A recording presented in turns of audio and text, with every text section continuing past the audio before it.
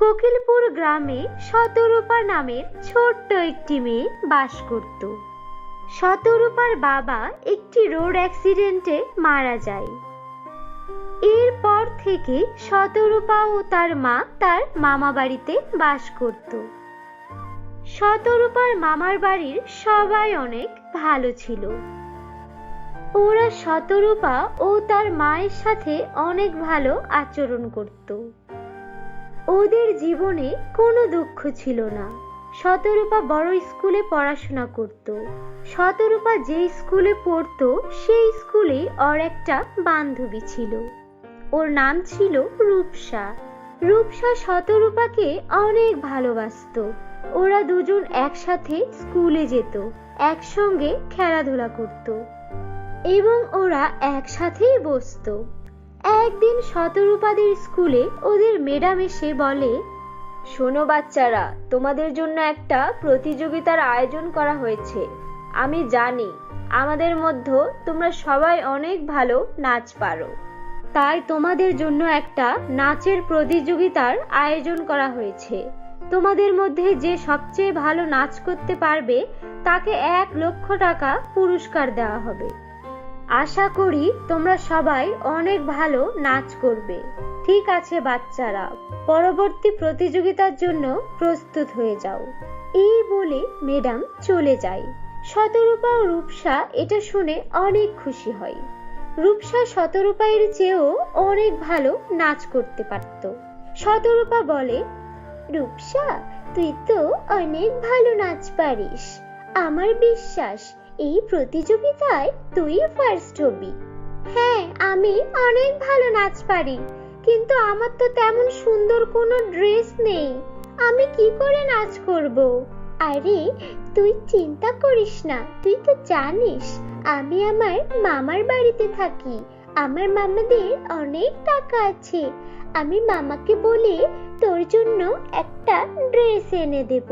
ঠিক আছে, তুই আমার সবচেয়ে ভালো বন্ধু শতরূপা।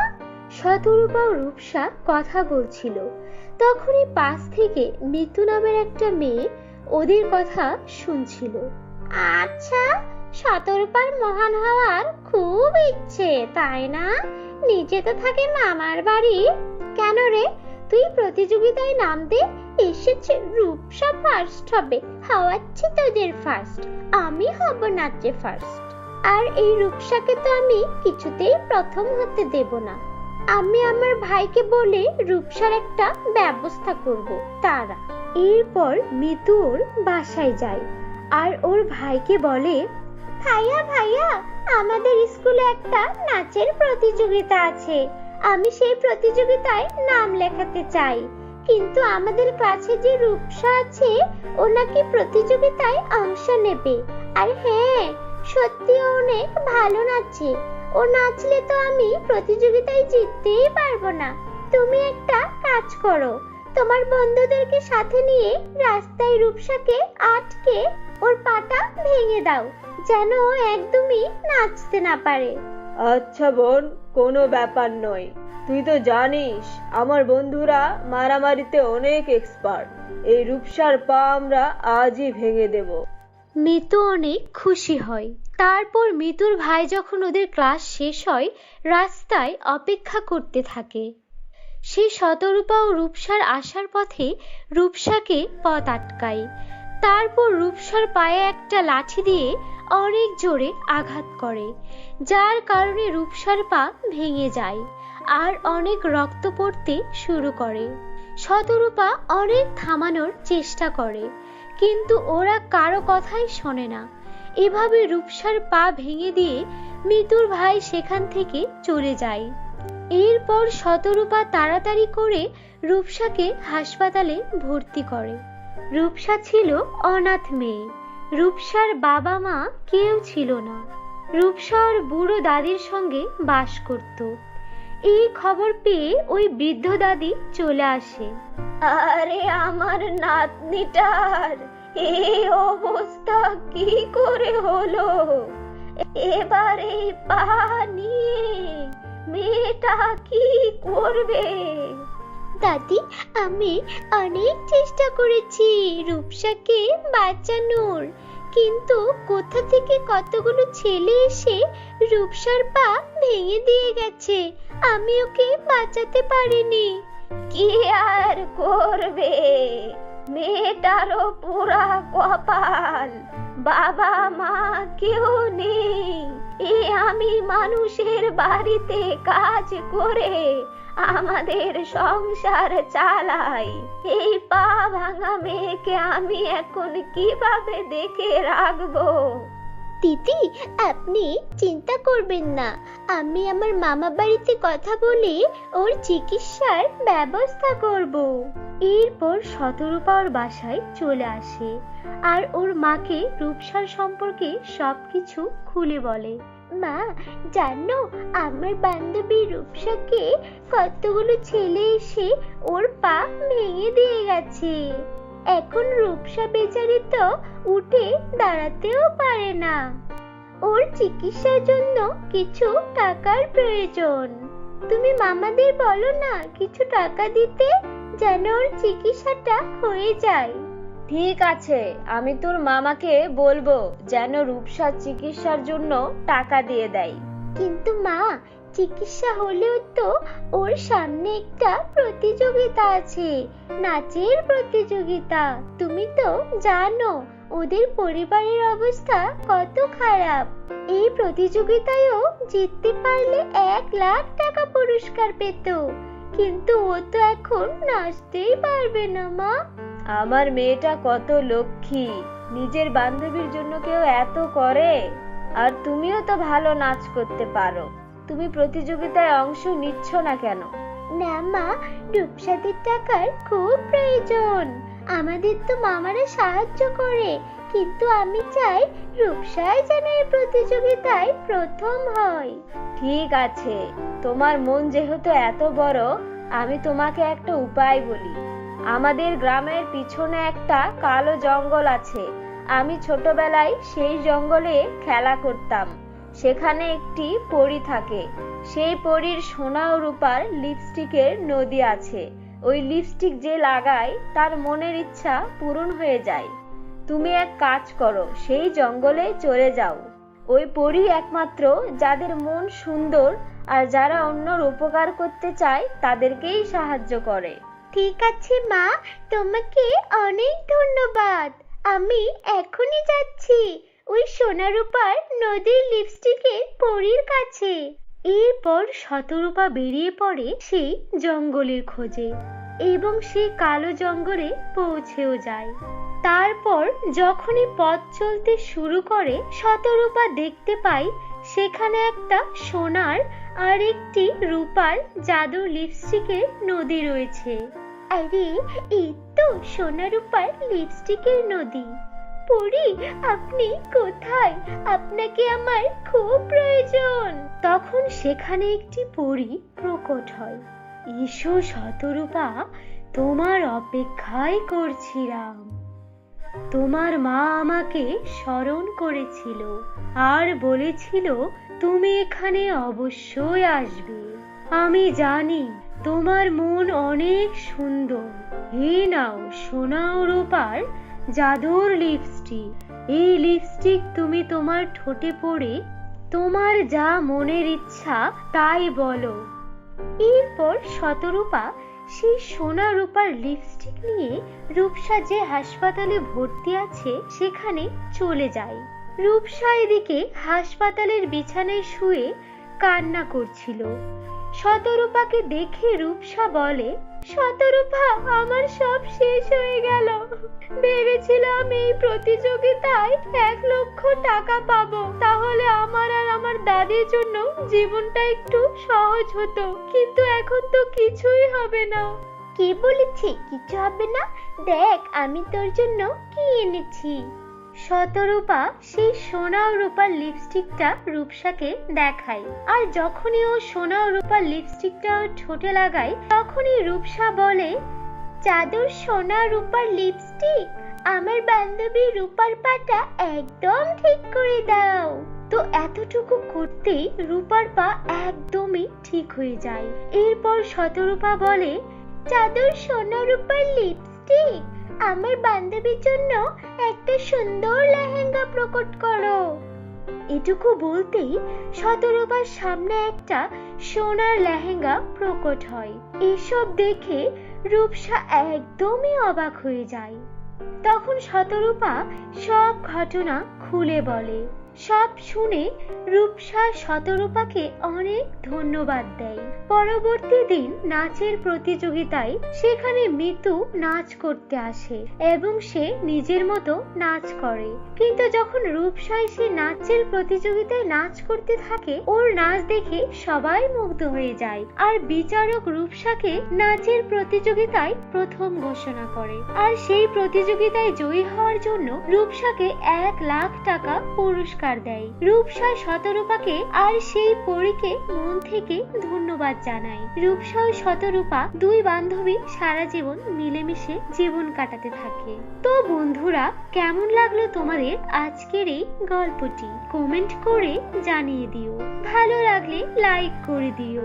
আর তোমরা যদি আমাদের চ্যানেলে নতুন হয়ে থাকো, আমাদের চ্যানেলটিকে সাবস্ক্রাইব করে বেল আইকন অন করে দিও।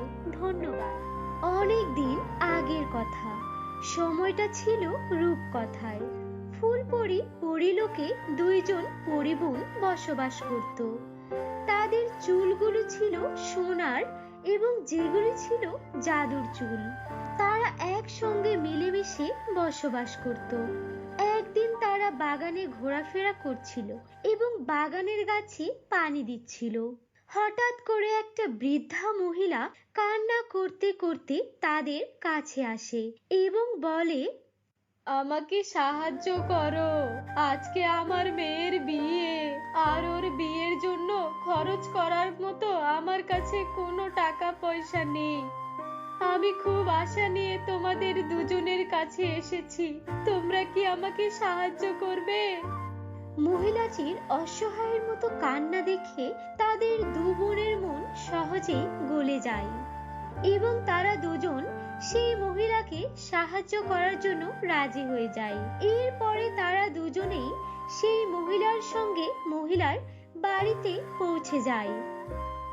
পরী বলে, তুমি চিন্তা করো না, বিয়ের জন্য যা যা লাগে আমি সবকিছু রেডি করে দিচ্ছি।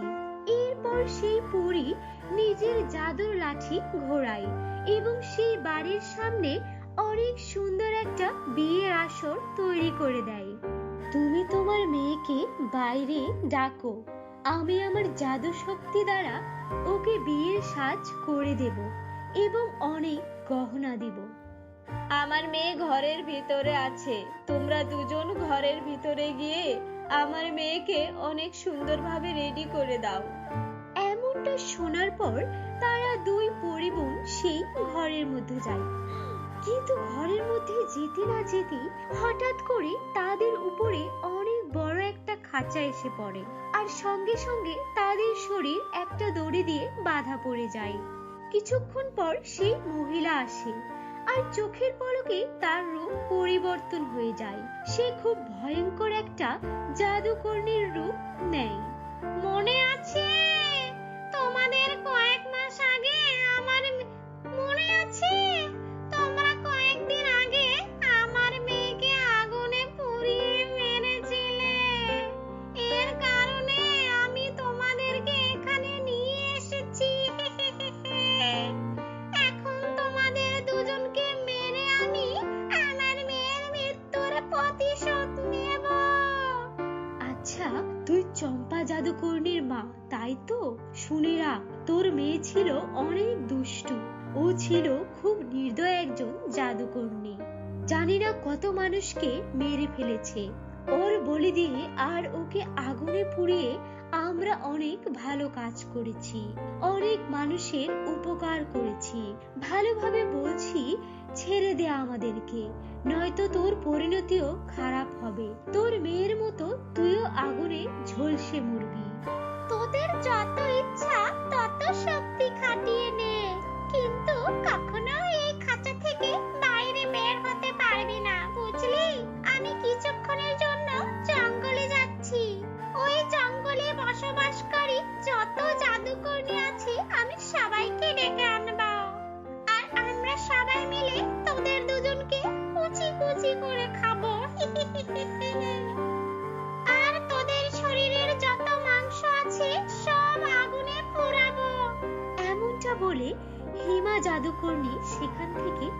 চায়। অন্যদিকে এক পরী আরেক পরীকে বলে, আমাদেরকে খুব তাড়াতাড়ি কিছু না কিছু একটা করতে হবে। যদি ওরা অনেকগুলো জাদুকর্ণী একসাথে চলে আসে তাহলে আমরা কিছুই করতে পারবো না। এরপর সেই দুই পরী সেই খাঁচা থেকে বেরোনোর অনেক চেষ্টা করে, কিন্তু দুর্ভাগ্যবশত তারা দুজনই ছিল জাদুর দড়ি দিয়ে বাঁধা, যার কারণে সেখানে তারা ব্যর্থ হয়। তাদের নিজেদের বাঁধন খুলতে পারে না আর সেই খাঁচা থেকে বেরও হতে পারে না। কিছুক্ষণ পর অনিমা নামের একটা মেয়ে নিজের মাথাতে কিছু কাঠের টুকরো নিয়ে সেই বাড়ির পাশ দিয়ে যাচ্ছিল। তখন হঠাৎ করে সে দুজন পরীর চিৎকারের শব্দ শুনতে পায়। সে অনেক কৌতূহলী হয় এবং সে দ্রুত সে বাড়ির ভিতরে প্রবেশ করে। আর নিজের চোখের সামনে দুইজন পরীকে এভাবে একটা খাঁচার মধ্যে বন্দি দেখতে পেয়ে অনিমার চোখ একদম ছানা বড়া হয়ে যায়। ও মেয়ে শোনো, আমি একটি দুষ্ট জাদুকর্ণী আমাদেরকে এই খাঁচার মধ্যে বন্দি করে রেখেছে। জাদুকর্ণী আমাদেরকে মেরে আমাদেরকে বলি দিতে চাই। প্লিজ তুমি একটু দয়া করো, তুমি তাড়াতাড়ি আমাদেরকে এই খাঁচা থেকে বাইরে বের করে দাও। আর হ্যাঁ, আমাদের সোনার চুল রয়েছে, আর এটা কোনো সাধারণ চুল নয়, এটা জাদুর চুল। তুমি এক কাজ করো, আমাদের চুলগুলো কেটে নাও এবং এই চুলগুলো দিয়ে একটা বিনুনি তৈরি করো, আর সেই বিনুনি নিজের মাথার সঙ্গে লাগিয়ে নাও। তাহলে আমাদের সকল জাদু শক্তি তোমার শরীরে চলে যাবে। এমনটা শুনে অনিমা একটা ছোট কাঁচির ব্যবস্থা করে এবং সেই কাঁচি দিয়ে সেই দুই পরীর চুলগুলো কেটে নেয় এবং সেগুলো এক জায়গায় করতে শুরু করে। এরপর অনিমা তাদের দুজনের চুলগুলো কেটে অনেক বড় একটা বিনুনি তৈরি করে। এরপর অনিমা সেই চুলগুলো নিজের চুলের সঙ্গে জোড়া লাগিয়ে নেয়। কিছুক্ষণের মধ্যে অনিমার শরীরেও অনেক জাদু শক্তি চলে আসে। এখন আমি তোমাদের দুজনকে খুব সহজেই এই বন্দি দশা থেকে মুক্তি করে দেব। তোমরা ভেবো না পড়ি, ভয় পেও না। এমনটা বলার পর অনিমা সেই খাঁচাটিকে ভাঙার জন্য সামনে এগোয়, কিন্তু তখন হঠাৎ করেই সেই দুষ্ট জাদুকর্ণী তার সঙ্গে আরো 5টি জাদুকর্ণীকে সঙ্গে নিয়ে হাজির হয়ে যায়। আরে এটা কি? এই মেয়ে তো পরীদেরকে বাইরে বের করার চেষ্টা করছে। শোন মেয়ে, তুই এখানে এসে অনেক বড় ভুল করেছিস। এখন আমরা তো তোকে আর জীবিত ছাড়বো না। চলো সবাই মিলে মেয়েটাকে মেরে ফেলবো। হঠাৎ করে সেই মেয়েটি অর্থাৎ অনিমা তার জাদুর চুল থেকে কিছুটা চুল ছিঁড়ে নেয় এবং সেগুলো সে সেই জাদুকরী এবং তার সঙ্গীদের উপরে ফেলে দেয়। আর এরপরের মুহূর্তেই সেই জাদু চুলের শক্তিতে সে সকল জাদুকর্ণীদের আকৃতি অনেক ছোট হয়ে যায়।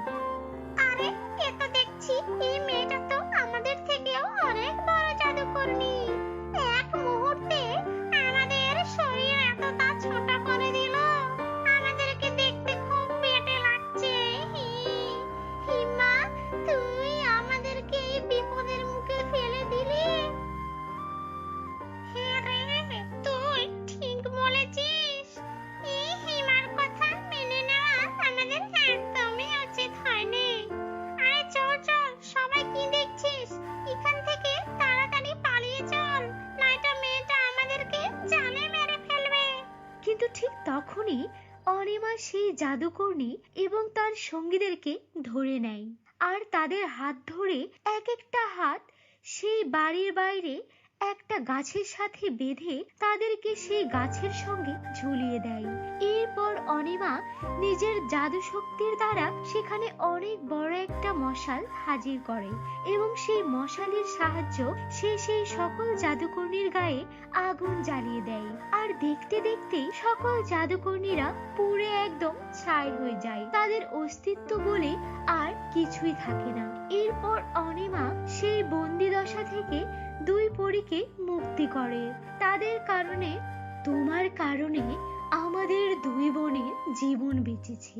এর কারণে এই জাদুর বিনুনিটা তুমি উপহার স্বরূপ আমাদের পক্ষ থেকে তোমার কাছে রেখে দাও, আর আমাদের মাথাতে আবার নতুন চুল গজিয়ে যাবে। এরপর তাড়াতাড়ি পরিবোন আবারও পরিলোকে ফিরে যায়। অন্যদিকে জাদুর সেই বিনুনি পাওয়ার কারণে অনিমার জীবন পুরোপুরিভাবে পরিবর্তন হয়ে যায় এবং সে শুধু নিজের একার জন্য সেই জাদু শক্তি ব্যবহার করেনি, সে নিজের জন্য এবং সকল অসহায় মানুষের জন্য সেই জাদু শক্তির ব্যবহার করেছে। এরপর অনিমা বড়লোক হয়ে যায় এবং হাসি খুশিতে নিজের জীবন কাটায়। তো বন্ধুরা, কেমন লাগলো তোমাদের আজকের এই গল্পটি? কমেন্ট করে জানিয়ে দিও। ভালো লাগলে লাইক করে দিও। আর তোমরা যদি আমাদের চ্যানেলে নতুন হয়ে থাকো, আমাদের চ্যানেলটিকে সাবস্ক্রাইব করে বেল আইকন অন করে দিও। ধন্যবাদ। এক গ্রামে বাস করত করিম ও তার বউ কমলা। তাদের সংসারে যেন অভাব অনটনের শেষ নেই। শহরের রাস্তায় ঝালমুড়ি বিক্রি করে করিম। সারাদিন করিম তার ঠেলাগাড়িটি নিয়ে শহরের এক দিক থেকে আরেক দিক ঘুরে বেড়ায়। তাতেও তার বেচা কেনা তেমন হয় না বললেই চলে। তবুও টেনে টুনে করিম ও কমলা কোনো রকমে সংসার চালায়। এদিকে পাশের বাড়ির রমলা ভাবিও কমলাকে ধারের টাকাগুলো পরিশোধ করার জন্য বলে দেয়। প্রতিদিনের মতো আজও করিম খালি হাতে বাড়ি ফিরে যায়। না, আজও কিছু বিক্রি হলো না গো বউ। এরকম হলে কিভাবে চলবে বলো তো? ঘরে একটা দানা পানিও নেই, তার উপরে আবার মাথার উপরে এত ঋণের বোঝা। রমলা ভাবি তো আজই এসেছিল তার ধারের টাকাগুলো পরিশোধ করে নিতে। কালকে যদি টাকাগুলো দিতে না পারি তাহলে ঠিক একটা দফা রফা করেই ছাড়বে। হ্যাঁ, কিন্তু কি করব বলো, এদিকে দুটো চাল ডাল কেনার টাকাও নেই। এবার হতাশ হয়ে দুজনেই ঘুমোতে যায়। আর কমলা বলে ওঠে, জানো, আমি মাঝে মধ্যে ভাবি আমাদের যদি একটা টাকার গাছ থাকতো তাহলে কতই না ভালো হতো বলো। হা হা হা, এমন স্বপ্ন তো আমিও দেখি বউ। সত্যি সত্যি যদি এমন হতো তাহলে তো আর কোনো চিন্তাই থাকতো না। গাছ লাগাতাম আর প্রতিদিন টাকা গুনতাম, কতই না ভালো হতো। হা হা হা হা। সৃষ্টিকর্তা কি আমাদের দিকে দেখবে না, নাকি এভাবেই আমরা একদিন না খেতে পেয়ে মরবো? তুমি একদম চিন্তা করো না বউ, সৃষ্টিকর্তার উপর বিশ্বাস রাখো, দেখবে তিনি একটা না একটা ব্যবস্থা ঠিক করে দিয়েছে। এবার নাও দেখি, এত চিন্তা না করে ঘুমিয়ে পড়ো। তখন রাত ৩টে কি ৪টে। হঠাৎ কমলা তার স্বপ্নে দেখে, মা কমলা, আমি তোর উঠোনে এই চারা গাছটা পুঁতে দিলাম। এটা যেমন তেমন গাছ নয়, এটা হলো টাকার গাছ। এই গাছে এক বালতি পানি ঢাললে এটি একটি বড় গাছে পরিণত হবে। এর ডালে ডালে ফলবে শুধু টাকা আর টাকা। তবে হ্যাঁ, একটা কথা মনে রাখিস, এই গাছ নিয়ে গিয়ে নিজের উঠানে লাগাই, তবে সে চিরদিনের জন্য অন্ধ হয়ে যাবে। একি দেখছি আমি, এ তো সত্যিকারের একটা উঠানে চারা গাছ। আমি তো নিজের চোখকে বিশ্বাস করতে পারছি না। কই গো, শোনো গো, এদিকে এসো। এরপর কমলা করিমকে তার স্বপ্নের কথা সব কিছু খুলে বলে। বউ বউ, তুমি আর দেরি করো না, যাও যাও, এখনই এক বালতি পানি এনে গাছের গোড়ায় ঢালো। আমাদের সুখের দিন আসতে আর বেশি দেরি নেই বউ। তৎক্ষণাৎ কমলা গিয়ে এক বালতি পানি আনে, আর গাছের গোড়ায় ঢালতেই গাছটি একটি প্রকট আকার ধারণ করে। একি, আমি স্বপ্ন দেখছি না তো? এ তো দেখি টাকার গাছ। হ্যাঁ বউ, হ্যাঁ, এ কোনো স্বপ্ন নয়, এ দেখো দেখো, টাকা কেমন গড়িয়ে গড়িয়ে পড়ছে। আমাদের আর কোনো কষ্ট থাকবে না। হ্যাঁ গো, তুমি ঠিক বলেছো, আমাদের আর কোনো কষ্ট থাকবে না। এ তো টাকার বৃষ্টি পড়ছে গো, টাকার বৃষ্টি। স্বপ্ন যে এভাবে সত্যি হয়ে যায় এ আমি ভাবতেও পারিনি। হ্যাঁ, এই টাকাগুলো কুড়িয়ে তাড়াতাড়ি ঘরে যাই, চলো। বলছি কি মহারানী, তাড়াতাড়ি ঘর থেকে বের হও দেখি। আজ হয় আমার টাকাগুলো দেবে, না হয় একটা হেস্তনেস্ত করেই ছাড়বো। হ্যাঁ, এই বলে দিলাম। রমলা ভাবি যে, এসো এসো বসো। আমি বসতে আসিনি, আমি আমার পাওনা টাকাগুলো সব নিতে এসেছি। এই নাও ভাবি, তোমার সব টাকা নিয়ে যাও। আহা, কি বলছো, পুরো টাকা দিয়েছো? হ্যাঁ গো ভাবি, একদম সুদ সমেত।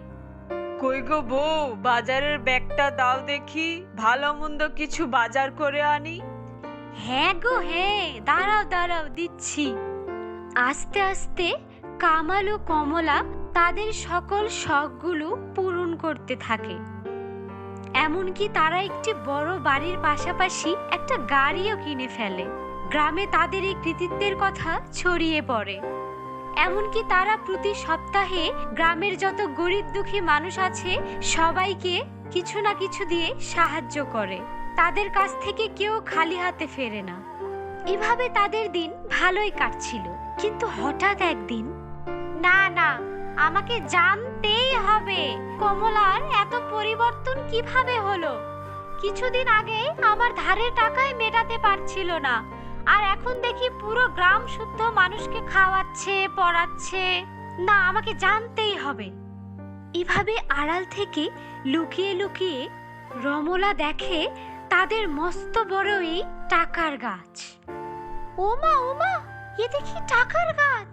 না, এই টাকার গাছ আমাকে যেভাবেই হোক হাতিয়ে নিতেই হবে। দাঁড়াও, তোমাদের বড়লোক হওয়া আমি বের করছি। এই বলেই করিম ও কমলা ঘরে চলে গেলেই রমলা চারা গাছটি নিয়ে চলে যায়। আর চারা গাছটি এনে তার উঠানে লাগানোর সাথে সাথেই, ওমা ওমা, এ কি হলো? আমি যে চোখে কিছু দেখতে পাচ্ছি না। হায় হায় হায়, আমার এ কি হলো? আমাকে বাঁচাও সৃষ্টিকর্তা। বুঝেছি, এ সবই ওই টাকার গাছের জন্য। তার চিৎকার চেঁচামেচিতে গ্রামের সব লোকজন এক জায়গায় হয়। হায় হায় হায়, আমার এ কি সর্বনাশ হলো! সেখানে করিম ও কমলাও ছুটে আসে। এ কি ভাবি, এ তো দেখি আমাদের চারা গাছ, তুমি এটা কোথায় পেলে? আর বলো না, আমি লোভের যন্ত্রণায় তোমাদের এই টাকার গাছটা চুরি করে এনেছিলাম, আর সৃষ্টিকর্তা আমাকে তার ফলস্বরূপ অন্ধ বানিয়ে দিয়েছে। আমাকে মাফ করে দাও, আমি আর কোনোদিন লোভ করব না। কিন্তু আমরা তোমাকে মাফ করে দিলেও এটা তোমার কর্মেরই ফল। তোমাকে সারা জীবন এই ফল ভোগ করতে হবে। আজ তুমি যদি লোভ না করতে, তাহলে অন্তত তুমি হয়তো এই পৃথিবীটা দেখতে পারতে। এরপর রমলার দিন কাটতে থাকে খুবই কষ্টের সাথে, আর করিম ও কমলার দিন কাটতে থাকে হাসি খুশিতে।